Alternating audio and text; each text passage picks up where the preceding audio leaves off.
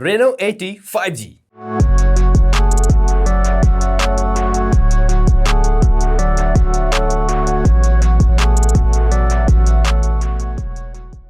ইয়াস বন্ধুগণ, ফাইনালি আমরা হাতে পেয়ে গেলাম Oppo Reno 80 5G। এই যে যেমনটা দেখছেন সুন্দর বক্স। তো আজকে আমরা একটু আনবক্সিং করে দেখতে চাই। এই ফোনটা হলো মানে সুপার লেভেলের সুন্দর একটি স্মার্টফোন। আর শুধু চেহারা দিয়ে তো সবকিছু হয় না, ভিতরে কি আছে সেগুলোও জানতে হবে। তাহলে চলুন বক্সটা খুলেই দেখা যায়। খুলে ফেললে ফার্স্টেই আমরা পেয়ে যাব কিন্তু এইরকম একটা এনভেলপ, যার ভিতরে আপনারা পেয়ে যাবেন এইরকম একটি কেস। ফেক আনবক্সিং বলে এটাকে। আচ্ছা, এরপরে আমরা স্মার্টফোনটি পেয়ে যাব। জাস্ট এটা লুকসটা একবার দেখেন। আচ্ছা, এটার কাছে একটু পরে আসছি। চার্জার রয়েছে 67 ওয়াটের, আর হচ্ছে গিয়ে এই যে কেবল, আর কিছু নেই বক্সে, একদম ঝাঁকানাকা ফাঁকা। তো এই হচ্ছে সুন্দর স্মার্টফোন। এই ফোনটা আপনারা পেয়ে যাবেন কিন্তু NS মোবাইল ট্রেডে। তাদের শপ রয়েছে বসুন্ধরা সিটি লেভেল 5-এ। ভিডিও ডেসক্রিপশনে এদের শপের যাবতীয় ইনফরমেশন দেওয়া থাকবে। তাদের ফেসবুক পেজ এবং গ্রুপ রয়েছে, সেখানে আপনারা জয়েন হয়ে থাকতে পারেন। এই স্মার্টফোন তাদের থেকে নিতেই পারবেন। পাশাপাশি বর্তমান সময়ে সমস্ত রকম স্মার্টফোনে তাদের শপে অ্যাভেলেবল রয়েছে। ডেসক্রিপশন চেক করে নেবেন, আর এটার কারেন্ট প্রাইসটাও দেওয়া থাকবে। আমাদের হাতের এই ডিভাইসটা কিন্তু 8/128GB ভ্যারিয়েন্ট, তবে এর 8/256GB ভ্যারিয়েন্টও হয়ে থাকে। ওকে, আমরা যদি জাস্ট এটার দিকে একবার তাকাই, আমার মনে হয় ম্যাক্সিমাম মানুষের হয়তো ভালো লেগে যাবে যারা একটু স্টাইলিশ একটা ফোন পছন্দ করে থাকেন। এইটা সুপার হ্যান্ডি, খুবই পাতলা, মানে সেই রকমের পাতলা একটা ফোন। এইটার থিকনেস 7.7 মিলিমিটার। তো বুঝতেই পারছেন কতটা স্লিম একটা স্মার্টফোন। রেয়ারে আমরা আসলে গ্রেডিয়েন্ট কালার দেখবো। এই ফোনটার 2-3টা কালার ভ্যারিয়েন্ট হয়ে থাকে, ছবিতে এখন যেমনটা দেখছেন এরকম আর কি। আর আমরা যেটা পেয়েছি এটাকে কি বলবো আসলে, গোল্ড কালার, তার ভিতরে আবার হচ্ছে গিয়ে বিভিন্ন রকমের কালার টালার দেখা যায়। যেমন এক সাইড থেকে দেখলে একটু পিঙ্কিশ, আর এক সাইড থেকে দেখলে একটা ইয়েলো টোন দেয়, মানে সব মিলে জোস। ফ্রস্টেড টাইপের। ফিঙ্গারপ্রিন্ট আসলে ম্যাগনেট না, এটা ফিঙ্গারপ্রিন্ট বসে না, বাট যেহেতু এটা প্লাস্টিকে তৈরি, বড় সড়ো রকমের খোঁচা লাগলে স্ক্র্যাচ পড়ে যেতে পারে। ওই সাথে থাকা সুন্দর কেসটা ব্যবহার করবেন, এটাও বেশ স্লিম। তো সব মিলে আসলে কেস ব্যবহার করলেও মনেই হবে না আমি স্মার্টফোনের সাথে কোনো কেস টেস ব্যবহার করছি, সেই রকম স্লিম। আচ্ছা, একটু ক্যামেরার ডিজাইনটা দেখুন। এর মডিউলটা মানে ওপোর ফোনে আমরা এই ডিজাইনটা দেখিনি, হুয়াওয়ের ফোনে নিশ্চয়ই দেখে আসছেন, বাট ওপোর জন্য এটা মনে হয় নতুন আর কি, দেখতে ভালোই লাগছে। এইখানে এই অংশটা দেখলে মনে হবে কি, মানে ক্যামেরার নিচের যে অংশটা দেখলে মনে হবে কোনো একটা স্টিকার রয়েছে, তা টেনে উঠেই ফেলে এরকম আর কি টাইপের। এই পোর্শনটা টোটালি গ্লোসি, আর বাকি অংশটা কিন্তু ম্যাট ফিনিশ টাইপের। এটার বডি ফ্রেম সেটা প্লাস্টিকে তৈরি। রাইট সাইডে হোম বাটনটি রয়েছে। তো এই হোম বাটনটা কিন্তু বেশ স্লিম, একদম চিকন। উপরে আমরা দেখবো সেকেন্ডারি নয়েজ ক্যান্সেলেশন মাইক রয়েছে, লেফট সাইডে ভলিউম বাটন রয়েছে, আর নিচের দিকটাতে থাকছে type C port, primary microphone, speaker grill এবং সিম কার্ড স্লট আর কি। 3.5 মিলিমিটার হেডফোন জ্যাক এতে কিন্তু নেই, যেহেতু খুবই পাতলা একটা স্মার্টফোন, তো ওই ব্যাপারটার মিসিং। এখন এটা মেনে নিতে হবে, কিছু আর করার নেই। এই ফোনটার ওয়েট মাত্র 171 গ্রাম, খুবই লাইট ওয়েটের। এতে আমরা কোনো ফিঙ্গারপ্রিন্ট স্ক্যানার দেখছি না, ওটা অবশ্যই আছে ডিসপ্লের নিচে, ইন ডিসপ্লে ফিঙ্গারপ্রিন্ট স্ক্যানার, যা কিন্তু দেখুন বেশ ফাস্ট অ্যান্ড একুরেট, প্রত্যেকবারে একুরেটলি কাজ করে এবং মোটামুটি ফাস্ট।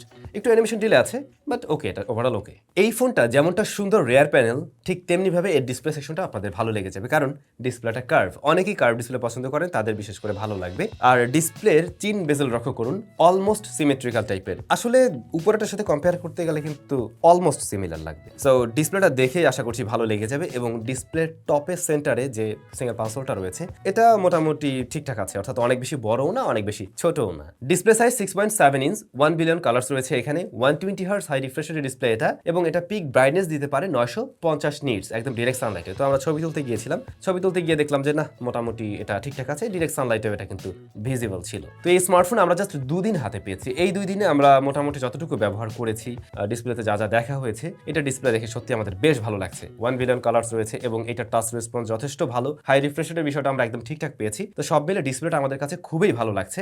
তারপরেও আমরা যখন এটার ফুল রিভিউ দিব, ওই কয়েকদিন ব্যবহার করার পরে, অর্থাৎ মিনিমাম আরো 1 সপ্তাহ বা 1 সপ্তাহ প্লাস ব্যবহার করার পরে এর অবস্থা কি হয়, ডিসপ্লেতে কোনো ইস্যু পাওয়া যায় কিনা, সেগুলো নিয়ে নিশ্চয়ই আলোচনা হবে। অলরাইট, এবার একটু ক্যামেরায় যাওয়া যায়। মেইন শুটার 108 মেগাপিক্সেলের, যা দেখলেই আপনি বুঝবেন ও বেশ বড় সড় একটা সেন্সর রয়েছে ওখানে, বা বড় সড় একটা লেন্স। তারপরে হচ্ছে ম্যাক্রোস্কোপ ক্যামেরা রয়েছে, মাইক্রোস্কোপ, আর দেন আপনি ডেপথ সেন্সর পাবেন একটা। এখানে আলট্রা ওয়াইড নেই, ওটা আমরা মিস করছি। এটা যে বাজেটের ফোন, সেই জায়গায় অবশ্যই আমরা আলট্রা ওয়াইড আশা করতেই পারি। আমার মনে হয় ডেপথ সেন্সরটা বাদ দিয়ে এখানে একটা আলট্রা ওয়াইড শুটার দিলে 13/8 মেগাপিক্সেলের, ওটা আরো বেশি কাজের হতো। আর ফ্রন্ট ফেসিং ক্যামেরা রয়েছে 32 মেগাপিক্সেলের শুটার। ওপোর ফোন যারা কিনে থাকে, অনেকের ফ্রন্ট ফেসিং ক্যামেরার প্রতি একটা এক্সপেকটেশন থাকে, আশা করছি এটা ফুলফিল করতে পারবে। তো এই ক্যামেরায় তোলা বেশ কিছু ছবি আমি এখানে শেয়ার করে দিলাম। মাইক্রোস্কোপ ক্যামেরার বেশ কয়েকটা ছবি রয়েছে, খুবই ইন্টারেস্টিং এই ক্যামেরাটা। আপনাদের কাছে কেমন লেগেছে মেইন ক্যামেরার ছবিগুলো অবশ্যই কমেন্ট করে জানাবেন কিন্তু।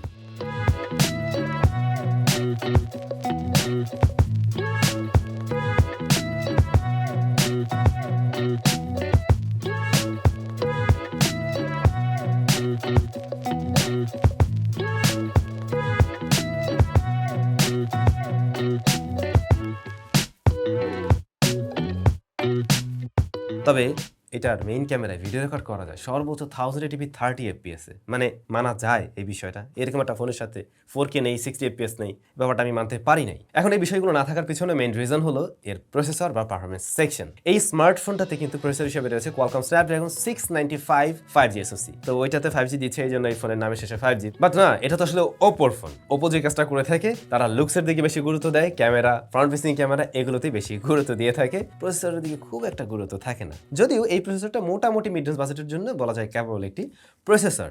ওকে, আমরা এখানে পেয়েছি কিন্তু 8GB র্যাম এবং 128GB স্টোরেজ সলিউশন UFS 2.2। এটা রান করছে ColorOS 13 বেসড অন Android 13 এ। গত বছরে স্ন্যাপড্রাগন 695 দিয়ে কিন্তু আমরা বেশ কিছু স্মার্টফোন পেয়েছি মিড রেঞ্জে বা হাই মিড রেঞ্জের মধ্যেই বলা যেতে পারে, বা 30,000-এর আশেপাশে। তো এইটার থেকে বলা যায় ওরকম টাইপের একটা রেজাল্টই আমরা পেয়েছি। মানে এরকমটা যদি হয়, আপনি একজন রেগুলার ব্যবহারকারী হন, মাঝে মধ্যে টুকটাক গেমিং টেমিং করবেন, সেই ক্ষেত্রে এই ডিভাইসটা কিন্তু আপনাকে সন্তুষ্ট করতে পারবে। আমরা একটু পাবজিও প্লে করে দেখছিলাম, যেটার ওভারঅল রেজাল্ট মোটামুটি এখন পর্যন্ত স্মুথ।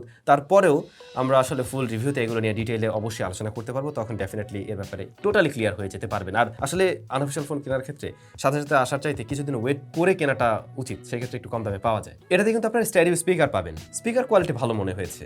দেন এটার ব্যাটারি, সেখানে 4800 mAh এর ব্যাটারি থাকছে এবং বক্স আপনি পেয়ে যাচ্ছেন 67 ওয়াটের চার্জারটা বেশ বড় সড়ো, বাট ব্যাটারিটা একটু ছোট মনে হবে, মানে 200 এম্পিয়ার একটু কম মনে হতে পারে, কারণ স্ট্যান্ডার্ড তো আমরা 5000 এখন ধরি। বাট আসলে স্মার্টফোনটা যথেষ্ট স্লিম করতে গিয়ে হয়তো তারা একটু ছোট ব্যাটারি দিয়েছে, এতে করে কোনো ক্ষতি নেই, ব্যাটারি ব্যাকআপ ভালো পাওয়া যাবে, একদিনের মতো আশা করছি পাবেন। আমরা এসে জাস্ট একবারই চার্জ করছিলাম, তো দেখলাম একদিন তো খুব ভালোভাবেই চলছে। স্টিল এটাতে কিন্তু আমরা দেখতে পাচ্ছি 18%-এর মতো চার্জ আছে, তো বলা যায় ভালো একটা ব্যাকআপ পাওয়া যেতে পারে। যাই হোক, আমরা বিস্তারিত অবশ্যই আলোচনা করতে পারবো ফুল রিভিউতে। আমরা আশা করছি এটা আরো 1 সপ্তাহ ব্যবহার করব, তো মোটামুটি 10 দিন ব্যবহারের একটা অভিজ্ঞতা তখন নিশ্চয়ই পেয়ে যাবেন।